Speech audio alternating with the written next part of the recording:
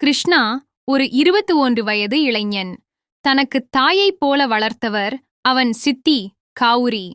கிருஷ்ணாவின் தந்தையின் தங்கை. ஆனால் தாயின் மரணத்துக்குப் பிறகு காவுரிதான் அவருக்கு எல்லாமாகிவிட்டார். அழகு, நேர்த்தி, மென்மை ஆகியவை அனைத்தும் காவுரியின் இயல்புகள். முதலில் சித்தியை ஒரு தாயாகத்தான் பார்த்தான் கிருஷ்ணா. ஆனால் வயது கூடுவதோடு மனதிலும் மாற்றங்கள் வந்தன. சித்தியின் அக்கறையும் பராமரிப்பும் ஒருவிதமான நெருக்கத்தையும் கொடுத்தது. கொஞ்சம் கொஞ்சமாக அவள் மீது அவனது பார்வை மாறியது. ஒரு மழைக்கால நாள். மின் நுரை வீசும் அந்த நேரத்தில் சித்தியும் கிருஷ்ணாவும் வீட்டில் மட்டும் இருந்தனர். மின்சாரம் இல்லாத அந்த இரவில் மெழுகுவர்த்தி ஒளியில் சித்தி கதை சொல்ல ஆரம்பித்தாள். அவளுடைய மென்மையான குரலும் நெஞ்சம் நனைக்கும் வாசனையும் கிருஷ்ணாவை உள் ஆழத்தில் கவர்ந்தது. சித்தி, அவன் மெதுவாக கூவினான். என்ன குட்டா? அவள் நெகிழ்ந்த முகத்துடன் பார்த்தாள். நீ எனக்கு தாயா இல்ல காதலியா? அவளது முகம் சற்று திகைத்தது. ஆனால் ஒரு சில வினாடிகள் கழித்து மெதுவாக புன்னகைத்தாள். காதல் எல்லா ரூபத்திலும் வரலாம். ஆனா நம் இடையிலிருக்கும் பாசம் அது வேற மாதிரி. அந்த இரவு இருவருக்குமே உணர்ச்சிகளால் நிரம்பியது. கிருஷ்ணாவின் உள்ளத்திலிருந்த ஆசை வெளிப்பட்டது. காவுரிக்கு அது புதியதல்ல. ஏனெனில் அவளும் அந்த உணர்வை அடக்கிக் கொண்டிருப்பதுதான் உண்மை. தினங்கள் கடந்து சென்றன. இருவரும் அந்த நெருக்கத்தை ஒரு புதுமுகமாக ஏற்றுக்கொண்டு வாழ்க்கையை தனித்துவமாக வழிநடத்தத் தொடங்கினர். அவர்கள் பாசமும் காதலும் ஒரு புதுவித உறவாக மலர்ந்தது. சமூகம் எவ்வாறு பார்க்கிறது என்பது முக்கியமல்ல, அவர்கள் இருவரும் உண்மையாக ஒருவரையொருவர் நேசித்தார்கள். காவுரி தன்னுள் ஒரு போர் நடத்தினாள். இது சரியா? இவன் என் அண்ணனின் மகன், இது பாவமா என்ற கேள்விகள் மனதை கிளறின. ஆனால் கிருஷ்ணாவின் பார்வையில் அதே நேரத்தில் ஒரு தீவிரமான காதலும் குறையாத தாராளமும் இருந்தது.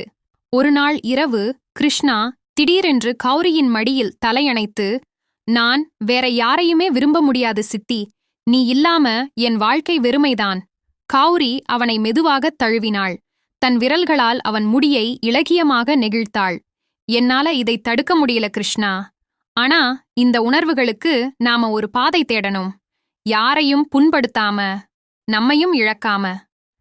இந்த நேரத்தில் கிருஷ்ணாவின் தந்தை, கௌரியின் அண்ணன், வண்ண அன்எக்ஸ்பெக்டட் விசிட். அவர் வீட்டுக்கு வருவது ஒரு நெருக்கடியை உருவாக்கியது. இருவரும் திடீரென்று தங்களுடைய நெருக்கத்தை ஒளியூட்ட ஆரம்பித்தனர். இரவு நேர சந்திப்பு. தந்தை தூங்கிய பிறகு கிருஷ்ணா கௌரியின் அறைக்கு வருகிறான். நம்ம உயிர் நடுங்குதே சித்தி, நம்ம உணர்ச்சியை ஒளிச்சு வைக்க முடியல. கௌரி அவனை அணைத்துக் கொள்கிறாள். அந்த இரவு இருவரும் உணர்ச்சியில் நனைய தங்களுக்குள் ஒரு மறக்க முடியாத நெருக்கம் உருவாகிறது. அவர்கள் இருவரும் ஒருவருக்கொருவர் தேவையானவர்கள் என்பதை உணர்கிறார்கள். தீர்மானம். அடுத்த நாள் கௌரி ஒரு முடிவுக்கு வருகிறாள். நம்ம காதல் பாவமா இல்லையா என யாராவது தீர்மானிக்க கூடாது. ஆனா நாம் ஒரு புதிய வாழ்க்கையை தொடங்கணும் என்றால் இங்கே இருந்து தூரம் போகணும். கிருஷ்ணா உடனே சம்மதிக்கிறான்.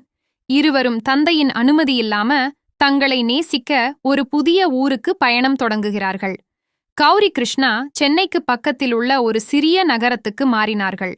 அங்கே ஒரு கிராமத்து வீட்டை வாடகைக்கு எடுத்து கிருஷ்ணா ஒரு கம்பெனியில் வேலை பார்க்க ஆரம்பிச்சான். கௌரி வீட்டில் இருக்க ஆரம்பித்தாள். ஆனா அவளோட கண்கள் எப்போதும் ஒரே மாதிரியான ஒரு கண்ணீரோடு. நாம நடத்தியது சரியா? அன்பும் உருகும் நெஞ்சமும். ஒரு மழைக்காலை. கௌரி சொர்க்கமாக காஃபி ஊற்றி கொண்டு வந்தாள். கிருஷ்ணா அவளை பின்னால் இருந்து தழுவினான். நீ இப்படி என்கிட்ட இருக்கிறது தான் எனக்கு உயிர் போல இருக்கு, அவன் மெதுவாக சொன்னான். அது போதுமா கிருஷ்ணா? நாம தப்புன்னு சொல்ற உலகத்தை பார்த்து வாழணும். அவன் அவளது மயிலான கன்னத்தில் சற்று சாய்ந்தான். உலகம் நம்ம உணர்வுல இல்ல, நாம சந்தோஷமா இருக்கணும். கௌரி சொர்க்கமாக காஃபி ஊற்றி கொண்டு வந்தாள். கிருஷ்ணா அவளை பின்னாலிருந்து தழுவினான். நீ இப்படி என்கிட்ட இருக்கிறது தான் எனக்கு உயிர் போல இருக்கு, அவன் மெதுவாக சொன்னான். அது போதுமா கிருஷ்ணா? நாம தப்புன்னு சொல்ற உலகத்தை பார்த்து வாழணும். அவன் அவளது மயிலான கன்னத்தில் சற்று சாய்ந்தான். உலகம் நம்ம உணர்வில் இல்ல, நாம சந்தோஷமா இருக்கணும். அந்த ஒரு இடைவேளையில் அவர்கள் உயிரோடு கலந்த அந்த முதல் நெருக்கம் ஒரு சாந்தியான பாசமாக மலர்ந்தது. அவர்களது உறவு இனிமை மட்டுமல்ல, உண்மையுமானது. கிருஷ்ணாவின் தந்தை திடீரென்று அவர் மகனை தேடி வந்தார். அவரது விசாரணையில் இருவரும் எங்கே இருக்கிறார்கள் என்ற தகவல் கிடைத்தது. அவர் நேராக சென்னைக்கு வந்தார்.